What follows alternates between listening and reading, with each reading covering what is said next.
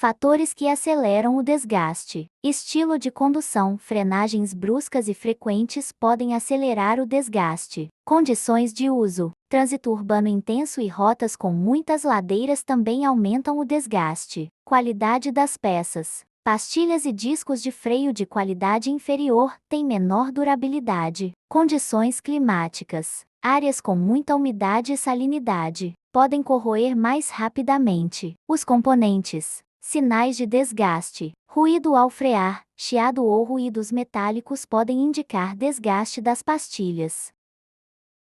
Vibração no pedal de freio.